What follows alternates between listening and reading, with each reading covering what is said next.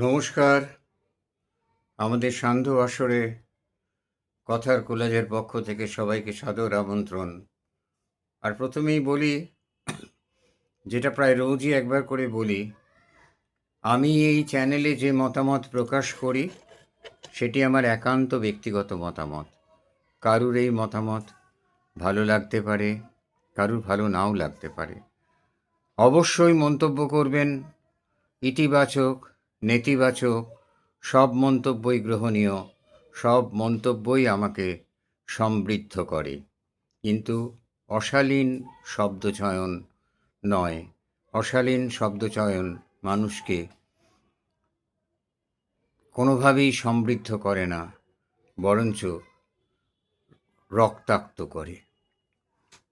আজকের আমার আলোচ্য বিষয় হলো, সম্প্রতি আমরা সকলেই জানি যে দিল্লির যন্তর মন্তরে একটা বিশাল প্রতিবাদ হয়ে গেল, যার প্রতিবাদের ফলে আমাদের শিক্ষামন্ত্রী, ভারতবর্ষের শিক্ষামন্ত্রী, হ্যাঁ আমাদের বলবো, কেননা আমি নিজেকে 100% ভারতবাসী বলে মনে করি।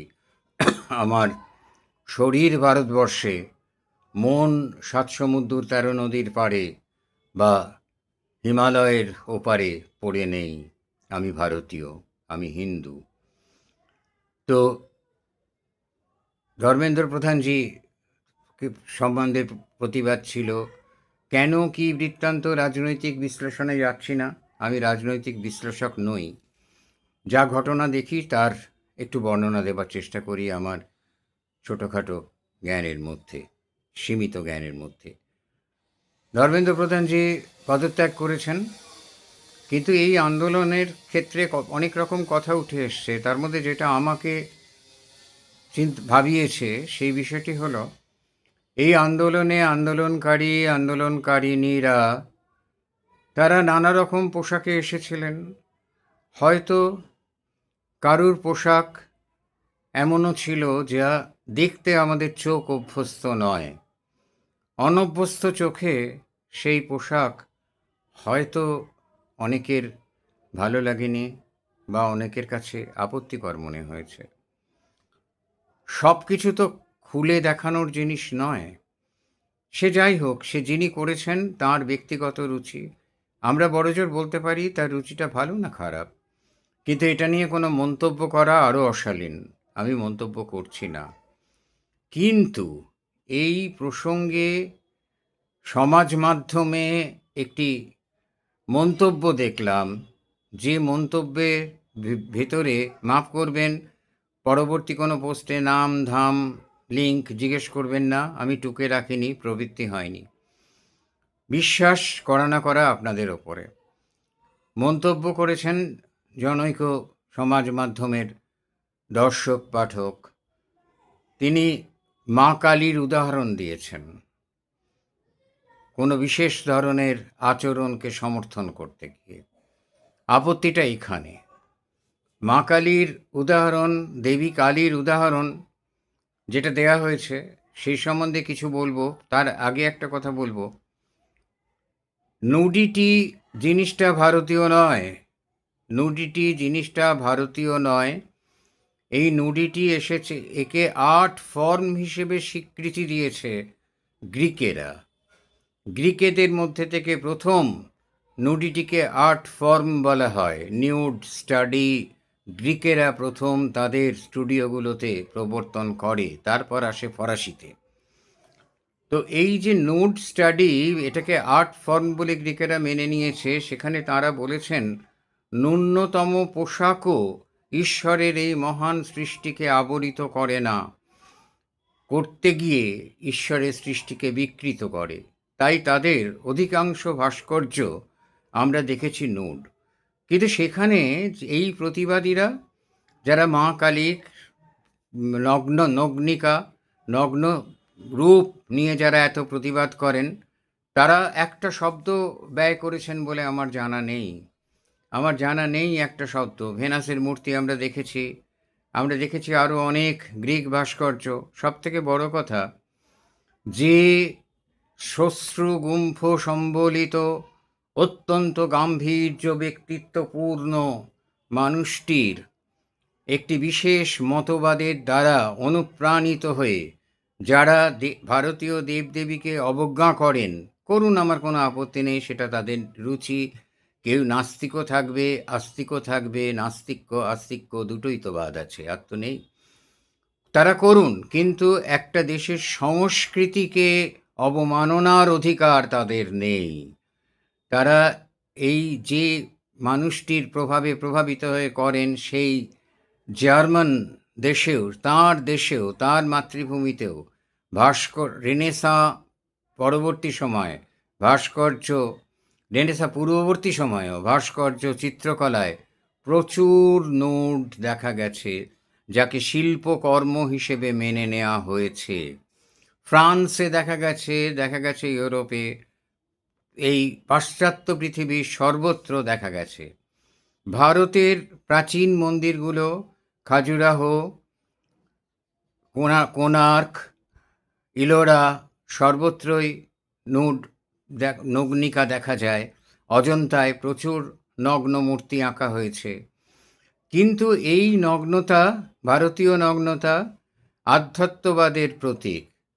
দেবী কালীর যে ঘন কৃষ্ণবর্ণ আলুলায়িত কুন্তলা রূপ, তাঁর তৃতীয় নয়ন, তাঁর সদন্তে কর্তিত জিহ্বা, এই সমস্তগুলির প্রতীক অর্থ আছে। আমি সেইগুলো বলবো না। কেন বলবো না? না, এই যারা এই মন্তব্যগুলো করেন তারা হয়তো এটাকে ব্যঙ্গ করে দেখবেন। আমার ধর্মকে আমি ব্যঙ্গের উপকরণ হতে দিতে চাই না। আমার সংস্কৃতিকে, ধর্ম আমি মানতে পারি, ঈশ্বর ভক্তি আমার থাকতে পারে, নাও থাকতে পারে, কিন্তু সংস্কৃতির প্রতি আনুগত্য আমার থাকবে, যেহেতু আমি ভারতীয়। আর এই যে নুড স্টাডির ব্যাপারটা, এটা গ্রিকেদের থেকে আমাদের দেশে এসেছে।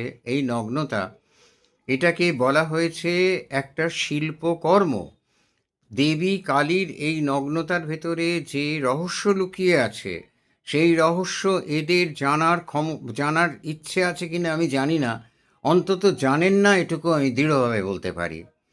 আর নুড শব্দটা এসছিল গ্রিক থেকে, সেখান থেকে মডেল শব্দটাও সেখান থেকে এসছে।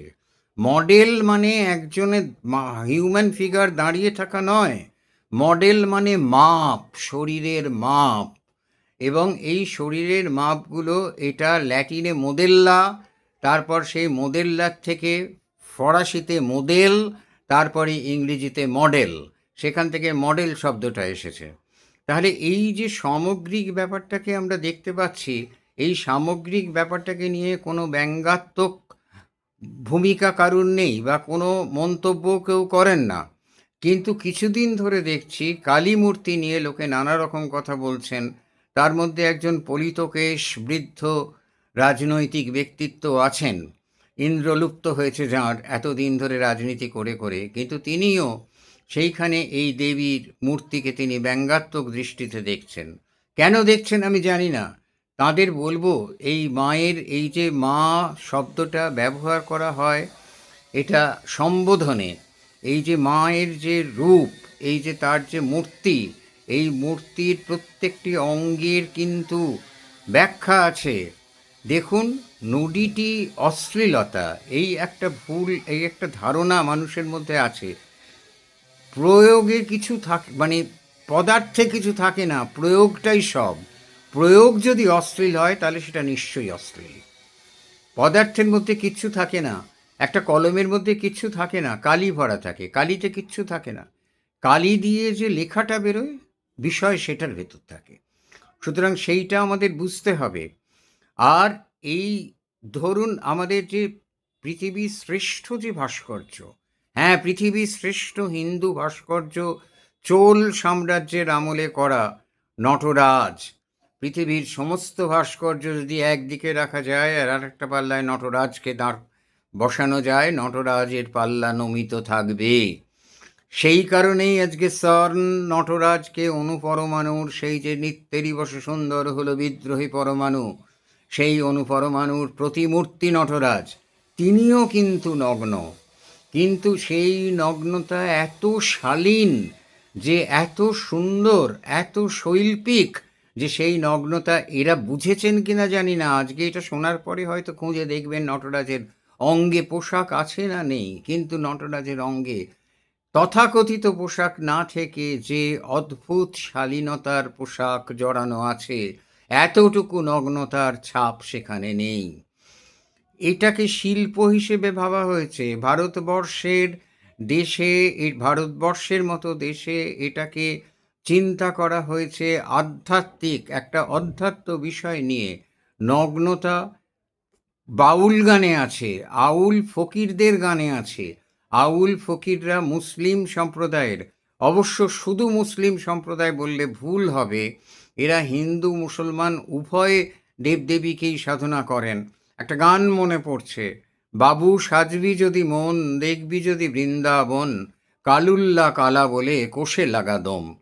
কালুল্লাহ, কাল উল ইলাহ, আর কালা আমাদের শ্রীকৃষ্ণ। এখানে মিলন হয়েছে তাদের। এই যে তাদের মধ্যেও কিন্তু এই ধরনের এই নগ্নতার কথা বলা রয়েছে। সেখানে কিন্তু তারাও বলেছে যে 3.5 হস্ত জমি দিলা গুরু, হাল তো দিলে না। এবং এই 3.5 হস্ত জমির মধ্যে আমি যখন যাব, তখন আমি যেমন করে এসেছিলাম জন্মদিনে তেমন করে যাব মৃত্যুদিনে। তাহলে দেখুন, এই মা কালীর বা দেবী কালিকা, যারা মা বলে মানবেন না, কোনো আপত্তি নেই আমার। ধর্ম যার যার নিজস্ব। যারা এই দেবী কালিকার এই যে নগ্ন রূপ, এই নগ্ন রূপের মধ্যে যে মগ্ন চৈতন্যের ব্যাপারটা লুকিয়ে আছে, সেই ব্যাপারটা সকলের সামনে প্রকাশ করা হয়নি। আর তার ফলে আজকে এই ধরনের ব্যঙ্গোক্তিগুলো হচ্ছে। সাধারণ অশালীন যদি কোনো দৃশ্য থাকে, অশালীন যদি কোনো পোশাক থাকে, তার সঙ্গে তুলনা দিয়ে বলা হচ্ছে কেন দেবী কালী? না, দুটো এক বস্তু নয়। আবার বলছি, একটা বস্তুতে কিছু থাকে না, প্রয়োগটাই সব। নুন প্রয়োগ, উপযুক্ত পরিমাণে ব্যঞ্জনে দিলে ব্যঞ্জন মিষ্ট স্বাদযুক্ত হয়। নুনের অতিরিক্ত ব্যবহার ব্যঞ্জনকে তিক্ত করে ফেলে, কটু করে ফেলে। লাবণ্য কথাটা সেইখান থেকেই এসেছে। আমার ধর্মের সঙ্গে যে বিষয়গুলো জড়িয়ে আছে, আপনারা খাজুরাহো দেখুন, আপনারা কোণার্ক দেখুন, আপনারা ইলোরা দেখুন, মহিষমর্দিনীর মূর্তি দেখুন, সেখানেও দেবী কিন্তু তথাকথিত পোশাক পরিহিতা নয়, কিন্তু তিনি নগ্নও নন। তাকে দেখতে জানতে হয়, শিল্পকর্ম দেখতে শিখতে হয়। যার জন্যে ভরত নাট্যশাস্ত্রে তাদের বলা হয়েছে সহৃদয় রসিক দর্শক, যে শিল্প দেখতে জানে। এই অবধি আজকে আমি যা বললাম, আমি জানি অনেক ব্যঙ্গাত্মক উক্তি হয়তো আসবে, এলে গ্রহণ করব। অনেক ইতিবাচক উক্তি হয়তো আসবে, এলে গ্রহণ করব। ইতি, অস্থি, নাস্তি দুটোই তো আছে, তার বাইরে তো কিছু নেই। কেউ ইতিবাচক বলবেন, কেউ নেতিবাচক বলবেন। কারুর ভালো লাগবে, কারুর ভালো লাগবে না। পৃথিবীতে সবার ভালো লাগার মতো কোনো বিষয় নেই, সবার মন্দ লাগার মতনও কোনো বিষয় নেই। নমস্কার।